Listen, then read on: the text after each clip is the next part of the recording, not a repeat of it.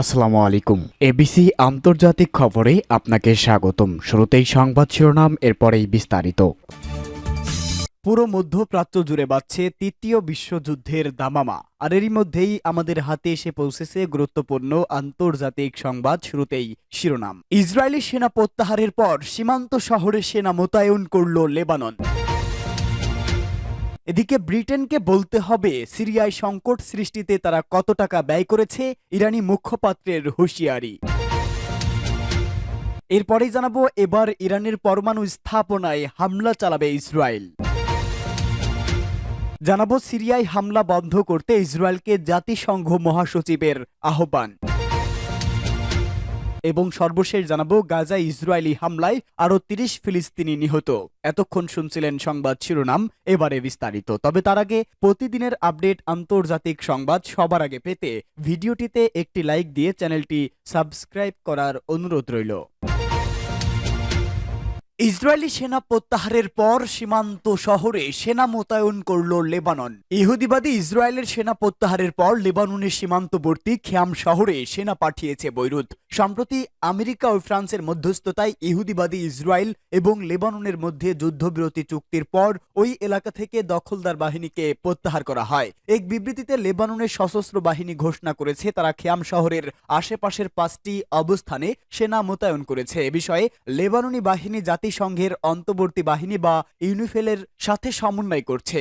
Israeli সেনা শত্রু প্রত্যাহারের পরপরই ওই এলাকায় সেনা মোতায়েনের এটি প্রথম ধাপ। বিবৃতিতে আরো বলা হয়েছে, বিশেষায়িত ইউনিট মোতায়েনের মধ্য দিয়ে পরবর্তী পর্যায়ে সেনা মোতায়েনের প্রতিক্রিয়া সম্পূর্ণ করা হবে। বিশেষায়িত সেনা শহরে অবিস্ফোরিত অস্ত্র অপসারণ করার কাজ করবে।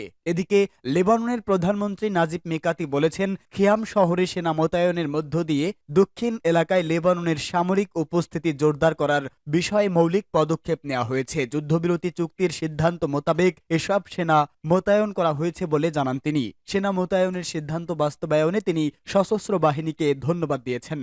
ব্রিটেনকে বলতে হবে সিরিয়ায় সংকট সৃষ্টিতে তারা কত টাকা ব্যয় করেছে, ইরানি মুখপাত্রের হুঁশিয়ারি। ইসলামী প্রজাতন্ত্র ইরানের পররাষ্ট্র মন্ত্রণালয়ের মুখপাত্র ইসমাইল বাকাই সিরিয়া পরিস্থিতির বিষয়ে ব্রিটিশ দাবিকে মিথ্যাচার হিসাবে অভিহিত করেছে। তিনি গতরাতে ব্রিটিশ পররাষ্ট্রমন্ত্রীর দাবির জবাবে সামাজিক মাধ্যম এক্সে লিখেছেন, ব্রিটিশ পররাষ্ট্রমন্ত্রী ডেভিড ল্যামি আইন বিষয়ে পড়ালেখা করলেও ইসরায়েলি হামলাকে ন্যায্য হিসেবে তুলে ধরছেন। তার মতে লক্ষ লক্ষ ফিলিস্তিনিকে হত্যা করার পর গণহত্যা বলা যাবে না। তবে এ ধরনের বক্তব্যের কারণে ফিলিস্তিন বিষয়ক মানবাধিকার প্রতিবেদক তাকে হামলা অস্বীকারী হিসেবে ঘোষণা করেছে। ইরানের পররাষ্ট্র মন্ত্রণালয়ের মুখপাত্র বাকাই ফিলিস্তিন ইস্যুতে ব্রিটেনের নিরবিচ্ছিন্ন বিধ্বংসী ভূমিকার কথা তুলে ধরে বলেন, ব্রিটিশ পররাষ্ট্রমন্ত্রী ডেভিড লামি সম্প্রতি সিরিয়া পরিস্থিতি সম্পর্কে দেশটির পার্লামেন্টে একটি বিবৃতি দিয়েছেন এবং সেখানকার রক্তপাতের বিষয়ে সন্তোষ প্রকাশ করেছেন। এক্স পোস্টে ইরানের পররাষ্ট্র মন্ত্রণালয়ের মুখপাত্র বলেন, বাস্তবতাকে কিভাবে পরিবর্তন করা হয় তার একটা উদাহরণ সৃষ্টি করেছেন ডেভিড লামি। এই ব্রিটিশ মন্ত্রীকে প্রশ্ন করা উচিত, সিরিয়ায় তার দেশ 400 কোটি পাউন্ডের বেশি খরচ করায় যে কথা বলছে তার মধ্যে কত পরিমাণ অর্থ সিরিয়ায় সংকট সৃষ্টি ও তা জিয়ে রাখার জন্য ব্যয় করা হয়েছে। আসলে যুক্তরাজ্যের মতো দেশগুলো যারা সিরিয়া ও ইরাকে দায়েশ বা আইএস গঠন ও বিস্তারের মূল হোতা, তাদের হাতে সিরিয়ার মানুষের রক্ত লেগে আছে। ইরানের এই কর্মকর্তা বলেন, ইসরায়েলকে সরবরাহকৃত ব্রিটিশ অস্ত্র দিয়ে ইহুদিবাদীরা এখনও সিরিয়ার জনগণকে হত্যা করছে এবং দেশটির অবকাঠামো ধ্বংস করে দিচ্ছে। এবার ইরানের পরমাণু স্থাপনায় হামলা চালাবে ইসরায়েল। মধ্যপ্রাচ্যে ইরানের প্রক্সি গ্রুপগুলো দুর্বল হয়ে পড়া এবং সিরিয়ায় বাশার আল আসাদের নাটকীয় পতনের প্রেক্ষাপটে ইসরায়েলের সামরিক বাহিনী মনে করে ইরানের পরমাণু স্থাপনাগুলোতে হামলা চালানোর সুযোগ সৃষ্টি হয়েছে। সামরিক কর্মকর্তারা এ তথ্য জানিয়েছে। এই প্রেক্ষাপটে ইরানের এই ধরনের সম্ভাব্য হামলার প্রস্তুতির জন্য ইসরায়েলি বিমান বাহিনী অব্যাহতভাবে প্রয়াস চালিয়ে যাচ্ছে। ইসরায়েলি বাহিনী আরও বিশ্বাস করে আসাদ সরকারের পতন এবং লেবাননে হিজবুল্লাহ দুর্বল হয়ে পড়ায় ইরান তাদের পরমাণু কর্মসূচি আরও জোরদার করবে, বোমা বানানোর চেষ্টা করবে। তবে ইরান সবসময় পরমাণু বোমা বানানোর কথা অস্বীকার করে আসছে। তারা বলছে তাদের পরমাণু কর্মসূচি পুরোপুরি বেসামরিক উদ্দেশ্যে। অবশ্য মার্কিন গোয়েন্দা সংস্থা বা আন্তর্জাতিক পরমাণু সংস্থা আইইএ জানিয়েছে 2003 সাল পর্যন্ত ইরানের সংঘবদ্ধ সামরিক পরমাণু কর্মসূচি ছিল। তারা বেসামরিক প্রয়োজন পূরণ ছাড়াও পারমাণবিক কর্মসূচি অব্যাহত রেখেছে। ইসরায়েল মনে করে ইরান কখনোই তাদের পরমাণু অস্ত্র কর্মসূচি ত্যাগ করেনি। তারা তাদের পরমাণু স্থাপনাগুলো সুরক্ষিত পর্বতের গভীরে স্থাপন করেছে। ইসরায়েলের ধ্বংস সাধনে ইরান প্রতিশ্রুতিবদ্ধ। গত 1 বছরের বেশি সময় ধরে তারা দুবার ইসরায়েলে ক্ষেপণাস্ত্র নিক্ষেপ করেছে। অন্যদিকে ইসরায়েলিরা বলছে তারা ইরানকে কোনোভাবেই পরমাণু বোমা নির্মাণ করতে দেবে না। ইরানের হামলার জবাবে দুবার ইসরায়েল ইরানি সামরিক স্থাপনায় হামলা চালিয়েছে। ইসরায়েলি বাহিনী দাবি করেছে তারা সিরিয়ার উপর তাদের পূর্ণ শ্রেষ্ঠত্ব প্রতিষ্ঠা করছে।